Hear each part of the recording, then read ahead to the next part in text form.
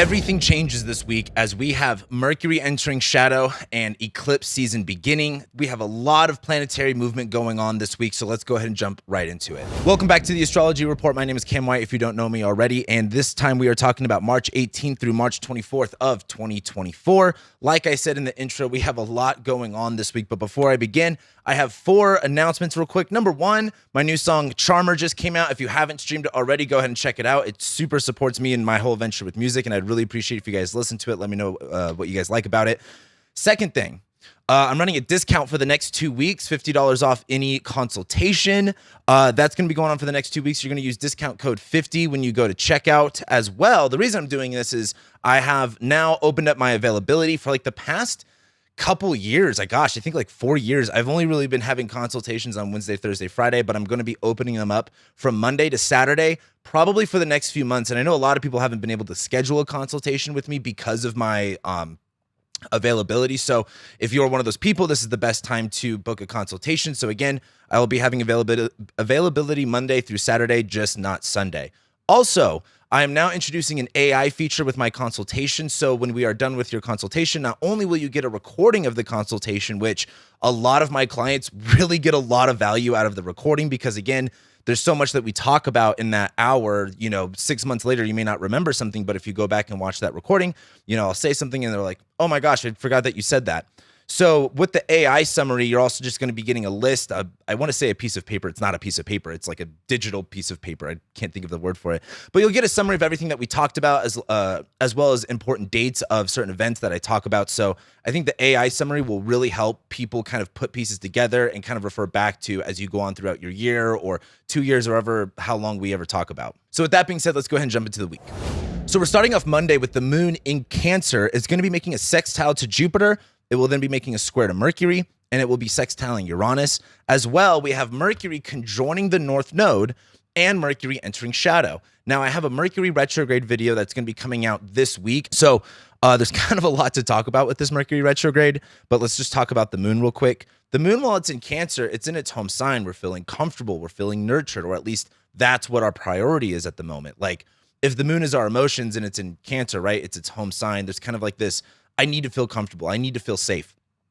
If you're stressed out, like let's say you're on a trip or you're at like, let's say Disneyland or something like that, and you're getting overwhelmed with all of the stimulation. It's like, all right, maybe you just need to have a little bit of food and sit down for a little bit, rest, relax, and kind of like let your nerves be calmed. I feel like that's what the moon in Cancer is really good for. And as it makes a sextile to Jupiter, there's kind of like this nice energy to it where, again, it's like, let's say you're on a trip and you need to kind of calm down, maybe not be so overstimulated. It's like sextiling Jupiter and Taurus is like, well, look at all these nice restaurants and calm and relaxing places that you can go to kind of recalibrate yourself. There's something, luxurious about the energy or the space that you're in that allows you to kind of feel more comfortable, that makes you feel a little bit more safe and secure. But the moon will then make a square to Mercury in Aries. Now, the only thing with this is I was at a really fancy restaurant in LA. I was at Chop House, Catch Steak. That's what I was at. And Catch Steak is like a really, really nice place, but me and my sister went into it.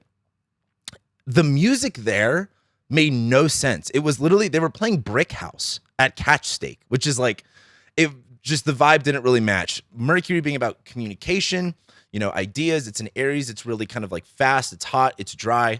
Squaring moon in Cancer is kind of like, again, there's this irritability, I want to feel comfortable, but I've got people yelling at me. I want to feel safe, but I've got, this going on and this going on, and I want to charge up and go. It reminds me of kind of like being put on the bench. Like, let's say, you in your head, you really want to go forward, you want to go fast, but your body needs a little bit of a rest. So you kind of need to bench yourself. And even though you're sitting, you're chilling, there's a part of you that is going a million miles an hour in your head. The other way I look at this is there's kind of like, Mercury in Aries squaring the moon in Cancer reminds me of like, okay, you want to take a nap. Sure, it's 2 p.m. on a Monday. You should be fine. But this is also when your neighbor starts their rock band. You know what I mean? And so there's something like loud and obnoxious or annoying that kind of gets you uncomfortable, or at least doesn't allow you to be as comfortable as you want to be. But then the moon makes a sextile to Uranus, which again is kind of just trying new things. Uranus is about innovation, like liberation, freedom. So the way I look at this is like, okay, well, maybe you have some sort of headphones or earplugs that you could put in. There's some sort of like, oh, let me try this to enhance my comfortability. Let me try this to see if I could extract more value out of, the situation that I'm in. Maybe that's even like a sleep mask or something like that. Like if you don't have, blackout curtains or something like that. But the other thing is on Monday, Mercury is going to be conjoining the North Node and ingressing into shadow, or I should say moving into shadow. Mercury conjoining the North Node is loud noises as loud as possible. Mercury, again, communication, our ideas, our thoughts, as it's in Aries, Mercury is really focused on like, what can I do? How can I act? How can I achieve? What can I start? Aries is a lot about like the spark, if that makes sense. Like Leo is a little bit more about like sustained sunlight, like warmth, and Sagittarius is more of like campfire, but Aries is really like spark, or like even, I wouldn't say a lightning strike because that's more Jupiter ruled and that's a whole different story. But there's something initiatory about it. There's something ambitious about it. And while Mercury's in Aries, again, that's what our mind's really connected to. Now, as it conjoins the North Node just turns everything up to 11. It's very obsessive over something. And I think this is where our minds can, again, be really obsessive over what am I doing? What am I trying to achieve? Where am I trying to go? And getting a little bit ahead of yourself. As Mercury enters shadow, I think what's important about this is as we kind of bite off more than we could chew and get ahead of ourselves, there's something that happens on this day that we're going to eventually come back to. And what I mean by that is whether that's we bite off more than we could chew and we don't realize that till we have Mercury go retrograde and Mercury station direct and then leave shadow, or it's that, hey, I really want to achieve this. This is what my plan is. What can I do right now in order to get these plans rolling, essentially? So I really look at Mercury conjoining the North Node is kind of like, it reminds me of I think there's the scene in Ted. Is it Ted? The Talking Bear movie with Mark Wahlberg, and they're all coked out, and he's like, if we want to start that Italian restaurant, we have to make a menu now. And like that's very much Mercury conjoining the North Node is like, I've been using Coke analogies a lot lately, and it's just because they're funny, and it's the North Node in Aries. Whether if you've never done drugs, good for you. And I don't say that sarcastically. If you've ever partied before and you're like drunk with your friends, and there's always like that business idea that comes up, and it's like we got to do this now, and then nothing ever comes about it. That's kind of the energy of this. Now, the difference being is you're not drunk, you're not coked out, and like there could be something that comes out of this, but just know there's going to be delays. Just know that not everything's going to work exactly the way that you want it to the first time. But that initial, like, we have to do this now. I can't wait any longer to do this. Go, go, go, go, go. That's the energy on Monday. Then as we get into Tuesday, the moon, while it's still in Cancer, is going to make a trine to Neptune. It will ingress into Leo, go opposite Pluto. And then the highlight that we have going on Tuesday is the sun is ingressing into Aries. So let's talk about the moon real quick. I think as the moon is in Cancer, again, where it's all about feeling good, feeling protected, feeling nurtured, pretty much taking care of what we have to take care of. Like, again, you can't get out of not sleeping. You can't get out of not eating or drinking water. Like, that's what the moon in Cancer is for. Like, sometimes you have to stop, rest, and take care of yourself. As it trines Neptune, there's a little bit of like confusion with it, but like maybe even good. Like, for example, I went out to dinner like last week at a sushi restaurant. I ordered sparkling water. Never heard of this sparkling water before, but it was the best sparkling water I ever had. And it like was just like, oh my, like, when you find something really good and you kind of obsess over it, like this is so good. And it's like, maybe not as good as you think, but the excitement of it makes it even better in that moment. That's what I kind of see with the moon shining Neptune is like, oh, this is really replenishing me. Wow, I feel really, really good. The other part of it is, helping with creativity. Like Neptune is really good for distorting things. And sometimes you have to have like a distortion of reality to have a little bit of creativity. But as the moon goes into Leo, now it's a little bit more about pride. It's a little bit more about our heart. It's a little bit more about passion, energy. As the moon goes opposite Pluto, though, there's kind of this facing fear factor to it. Pluto and Aquarius, as things start to shift, like we're seeing all the AI stuff. We're seeing all of the, again, I've told a lot of people the Fed's not, raising interest rates this year. Like a lot of people think that they are. That's all the CBDC stuff. I'm going to be having SJ on my channel to talk all about that. However, the reason I bring that up is this moon in Leo going opposite Pluto is kind of like tapping into like courage around it. Like, okay, if Pluto's all about fear and control and power, and it's in Aquarius, right? Like Aquarius is like society and people and ideas and technology and medicine. The moon in Leo, like the antidote to Aquarius is Leo. Like if you are, disempowered by a group of people or by an identity or by society, like Leo being a strong individual, like having heart, having compassion, or having just even passion is the antidote to that. And I think the moon going into Leo, going opposite Pluto, is this like emotional pride, this emotional passion to be like, you know what? No, I can get myself out of this. No, I can do this. No, I'm not going to worry about what is outside of my control.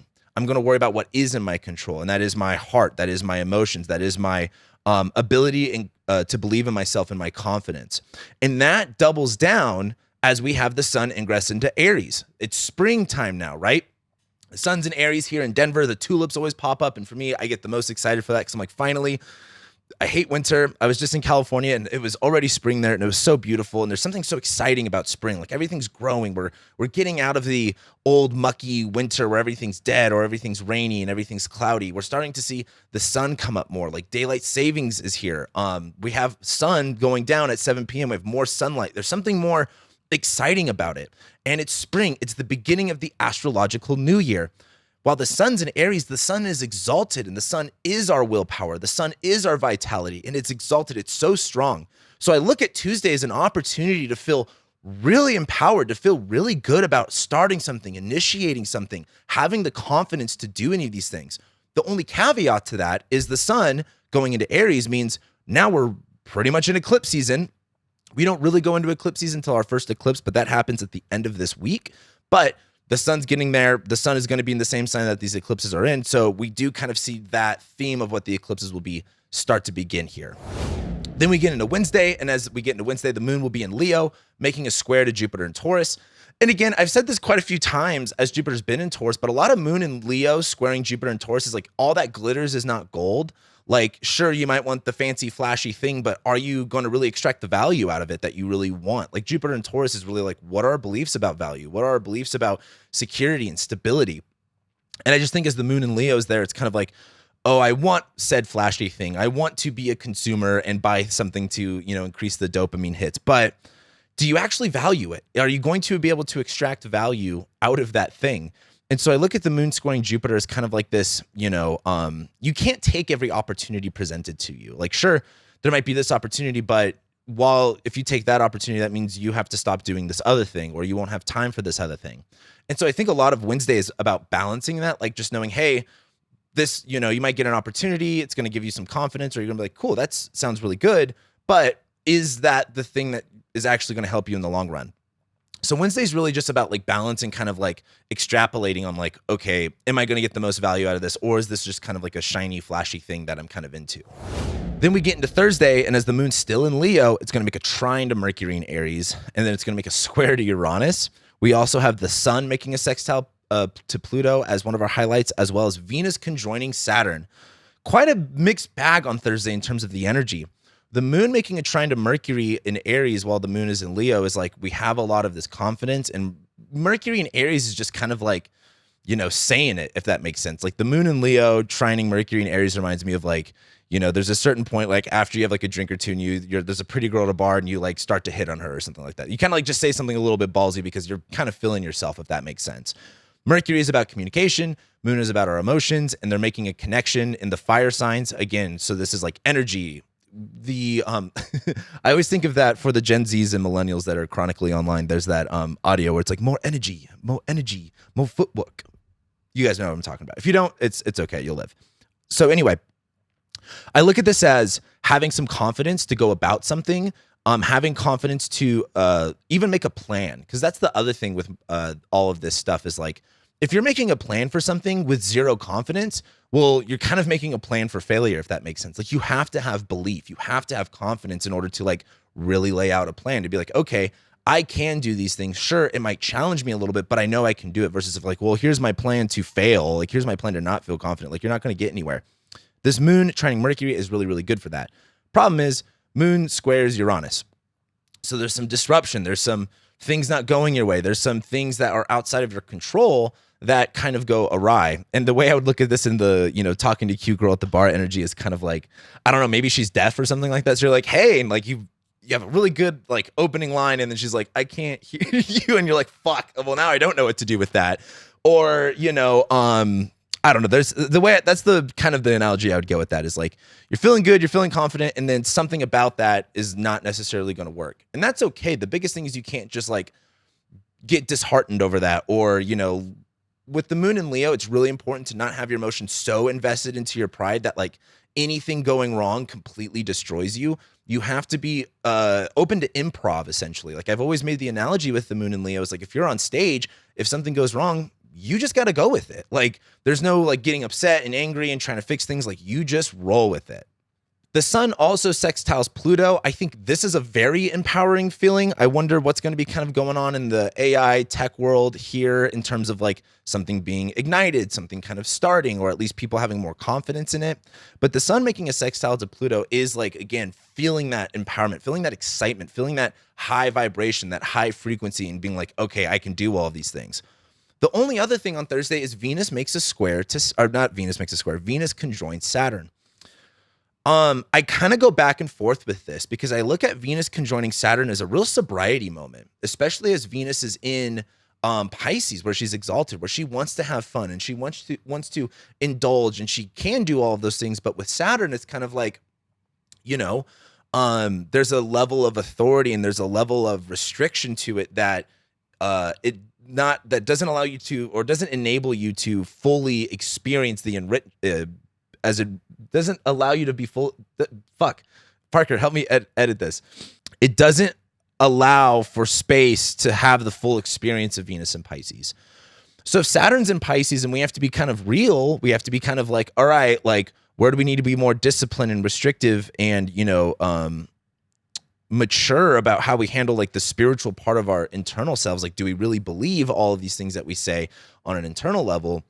Venus conjoining Saturn is kind of like, number one, if you're in the space of like, I'm just trying to have fun, I'm just trying to be exciting, I don't think you're going to get that. I think there's a level of like, oh, this wasn't all that I hoped for. Or for example, you know, it reminds me of like, if you're trying to go out and have a good night and, you know, you plan this event, you're going to go out with your friends, and there's something about it that like isn't all that fun. Like the energy isn't there. Your friends are not having a good time. You know, the drinks aren't good. There's something about, like, again, if you're leaning into the fun times, that there's kind of a cap on it, versus if you're a little bit more in the discipline side of things, like in taking things super seriously right now. I look at Venus conjoining Saturn as having a little bit of fun with it and kind of softening the Saturn stuff. Like, hey, not everything has to be so hard. Not everything has to be so like restrictive and like, this is the only thing that you can do and you need to grow up. It's like, how can we loosen this a little bit? Like, Venus and Saturn have this really weird relationship where they work actually really well together.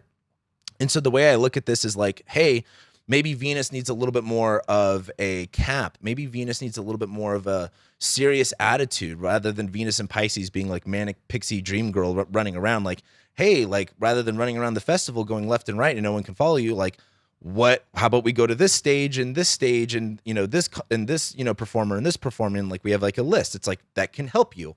Versus Saturn and Pisces, it's like, okay, not everything has to be so serious all the time, Saturn. Like, let manic pixie dream girl kind of like make things a little bit fun, loosen up a little bit. And so the way I look at Thursday with the Venus conjunct Saturn thing is, again, I think if you're leaning really into the fun thing and it has to look one way for you, I think you're going to be disappointed. But if you're willing to, if you want to have fun and you're willing to kind of like structure it in a specific way, I think that's going to enhance the experience. Now, again, if you're taking life really, really seriously and you're really, really like, you know, again, not having fun, I think this is really good for like just loosening up a little bit, like put some oil on the gears essentially. So we get into Friday, and as we get into Friday, the moon, while it's in Leo, and again, this really happens, I believe late Friday night. Let me double check this real quick. I believe it's late Friday night, late Thursday night.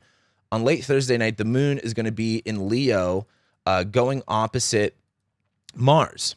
Now, the moon in Leo opposite Mars in Aquarius reminds me of, to keep going with this like going out analogy of you have enough drinks to get the confidence to do karaoke and you sound like shit and everyone makes fun of you.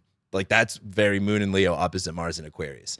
Or it's like, for example, I say something on my videos and everyone gets all upset and mad about what I say. So it's one of those things where you're going to have the balls, you're going to have the confidence, but not everyone is going to be excited about it. Not everyone's going to be on your side about it. And there's this kind of like frustration, again, the moon in opposite Mars is kind of like fighting energy. It is very conflict energy.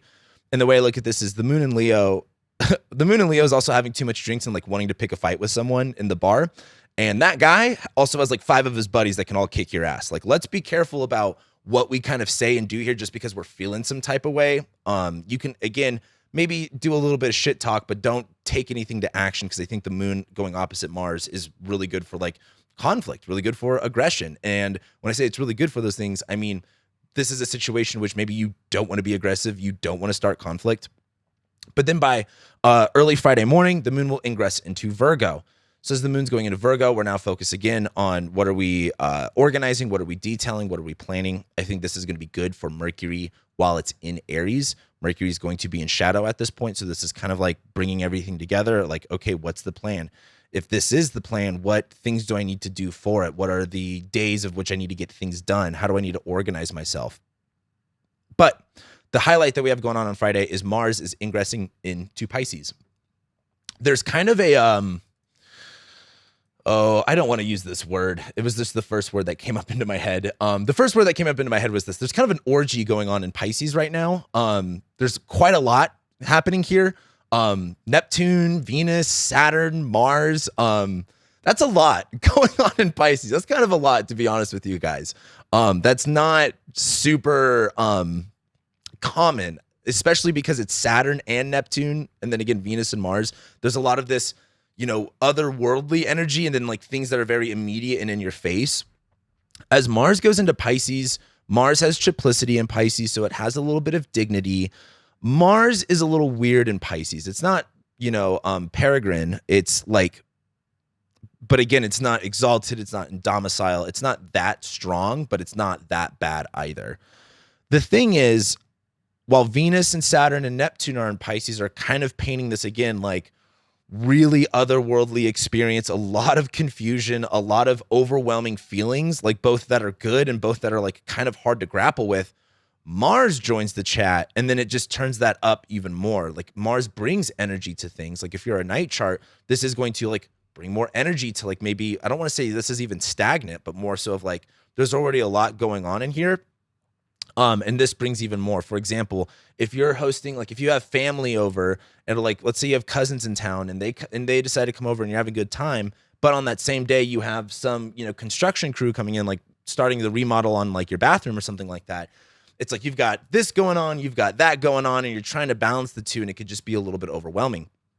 So Mars going in here as well is also starting to bring problems here. Because the thing that we have to know is both malefics are in the same zodiac sign. Now, if you haven't already, if you haven't seen it already, I did a video of my 2024 predictions, and this Mars-Saturn conjunction that we're building up to in the next couple of weeks is really one of the big highlights for this year.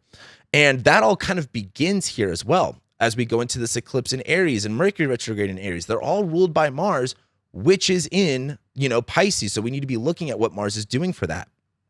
So this brings in problems. This brings in fights and conflicts. And this brings in kind of like, again, an emotional distress. What I think Mars in Pisces is good for is kind of taking things one step at a time, rather than, thinking with like you're taking action based off like rationale. Like Mars, I feel like Mars in Pisces is really good for like doing things blindfolded. Like, for example, feeling the earth underneath you and getting a little bit more stability rather than wearing big, chunky, fluffy shoes, like walking barefoot and kind of like, okay, let me navigate my world a little bit better and use like sensory, like my senses to kind of navigate things a little bit more. Mars in Pisces is a little bit more of like taking intuitive action. The only thing here is, again, this is Venus, Saturn, Mars, Neptune all over here. I think it might be hard to tap into the intuition a little bit. It might be hard to trust the process. And I think just because there's all of this other data. For example, like if there's no data that you have and you want to do something, like, again, just trusting your intuition might be the thing. But if you have this data saying this and this data saying that, and you're all over the place, that might be where it becomes harder to navigate. And again, you might just have to take one step at a time here. But what I do like about this is Mars is out of Aquarius. We don't have that Mars-Pluto, energy anymore, but now everything's in Pisces. And now this is kind of like where all the good and fun stuff is happening, but also all of the reality and like hard things to kind of deal with are happening.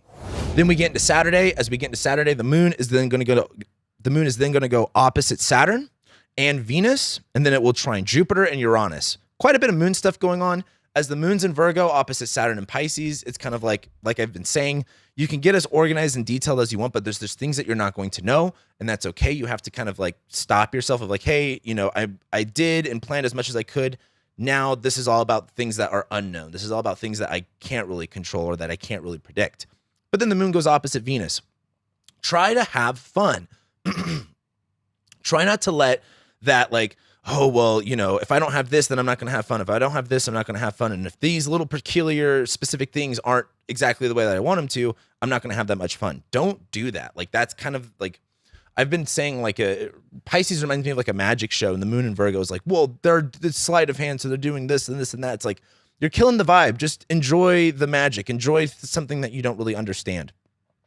Then after the moon goes opposite Venus, it's then going to trine Jupiter, which is a good transit, right? Like the moon is going to be in between both benefics. But as the moon makes this trine to Jupiter, I think a lot of this is going to be like, all right, I have to stop all of the planning and the obsessive like control over things. Let me loosen up. Let me have a little bit more fun. Let me be creative with how I utilize the tools and the resources that I have around me. And the moon trining Jupiter is like, actually, again, like being creative with the tools and the resources that you have around you. Again, how can you extrapolate value out of the things that you already have? How can you, again, use resources in the most organized and the most efficient way to where you don't have to overspend and overdo stuff that like really you can't really do, and just like, all right, this is what you have. This is what you can control. Let's find a creative way to use it to our advantage. And after that moon trines Jupiter, where there's this kind of hope and this excitement and seeing a bigger picture, the moon then trines Uranus, where there's like a breakthrough with something. Like I just got back from LA. I shot a couple of music videos for all the music that I'm posting. And there's like, I had to do things in a specific budget and I blew a lot of money, but there's another part of it. It's like, okay, this is what I can't afford to like use. And the other stuff, we're just going to have to improv. We're just going to have to make it up as we go along. And there's something so rewarding about being creative with like using the resources and the tools that you have. Like, can you create a look that you want to have without, again, $1 million budget? Like, how can you be cheap and just kind of be creative with how you use things? Like, again, I can't think of an example off the top of my head, but old movies used to be like that. Like, they didn't have CGI, they didn't have AI, they didn't have all these, crazy computer processing things. Like, they just used like, again, certain things to create a certain picture that made you think it was whatever they were trying to make it look like it was. So the moon trining Uranus is good for being inventive, having a good idea, and just kind of tinkering with things to get the big picture going. Then we get to Sunday. The moon is then going to go opposite Neptune. It will then ingress into Libra, make a trine to Pluto. We have the lunar eclipse in Libra Sunday night. I'm also going to be talking about it next week as we go into Monday, because I think there's going to be a little bit of an eclipse hangover, and I think we might even see more eclipse stuff happening on Monday. But as the moon goes opposite Neptune, what I think it's good for is, again, kind of like when it comes, it's like movie magic, right? If you just do these tiny little things just like this, just like that, you can get this really, obscure vision. You can get something really creative, like something that you didn't expect to have. You can have that. I think what it's bad for is like picking out the little tiny details to where you kind of ruin that movie magic, if that makes sense. Like what is just enough?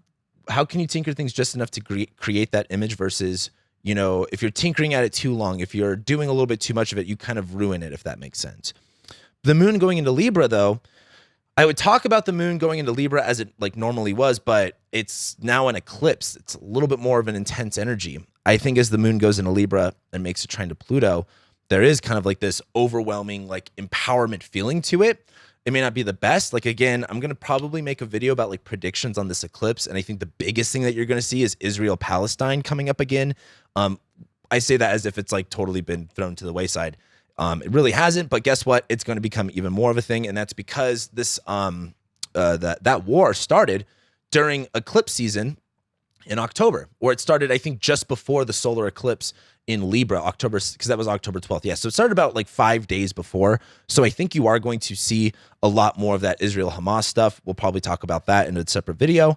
But this lunar eclipse in Libra, this is bringing up all of the stuff that started October 12th and 13th.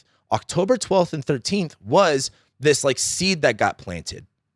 This is kind of like the reaping of that. This is kind of like that coming more to fruition. How has that plant grown any fruit, and what has come out of that situation? Now, I think the biggest thing to like look at with this is the south node. This is going to bring things up from the past. This is going to bring things up that you may not want to deal with. It is going to be draining. It is going to be exhausting. And this is in Libra. A lot of this stuff has to do with both relationships and luxury and pleasure and joy. The only thing with this is, again, eclipses are major endings and beginnings to things. And I don't really like talking good things about eclipses, but the ruler of this eclipse, which is Venus, is exalted, making a sextile to Jupiter, and Jupiter is in Venus's sign. And this is like a legit mutual reception. They are both in each other's houses and they are working together in a harmonious way. There's something really cool about this. Venus and Pisces sextiling Jupiter and Taurus, I think, is just really enhancing the sensuality, like really enhancing our senses, really enhancing the good things that are around us. And it's from an eclipse here. There might be something that completely changes that brings a little bit of this enhancement along the way that is good. I wouldn't necessarily say that that's my prediction, like the Israel-Hamas thing, because that's kind of a whole different story. But I think more on a personal level, Venus making a sextile to Jupiter, like we have both the benefics in each other's signs working together. That's all really good. I think that's a lot of feeling, really just feeling good, literally not even sensory overload, but like just the perfect amount of like senses heightened. But this eclipse is ruled by Venus. And that's kind of my only caveat is I wonder how this is going to look, because Venus is doing really, really well. We really like Venus's position, but there's an eclipse in a Venus ruled sign. What does that mean? Does that mean like this really good thing turns into something that maybe isn't all that good? Does that mean something kind of comes out of this that is really good that we kind of didn't expect? Maybe something even from the past. I'm not really sure. I want your comments though I want you to comment though below what you guys think it's going to be. And of course, once we get to next week, I want you guys to comment and let me know what actually ended up happening. So let's talk about next week real quick. Only thing we've got going on is Venus sextiling Uranus. That's it. Next week is kind of the calm before the storm, which is April. April is the biggest month of the year. We have so much going on. So I want you to like do all the things you got to do this week. Next week's very chill. We'll talk a lot about what to do in that chill moment. And be prepared for April. April is really the craziest month of the year. So with that being said, again, just to let you guys know, check out Charmer, stream it for me. Again, we're doing a discount. Use discount code 50 for $50 off a consultation. My availability is a lot more open now. And with consultations, you're going to be getting an AI summary of everything that we talked about, so you can look back on that too and have like a handy little note just to refer to. So anyway, with that being said, I love and appreciate you guys, and I'll be seeing you next week.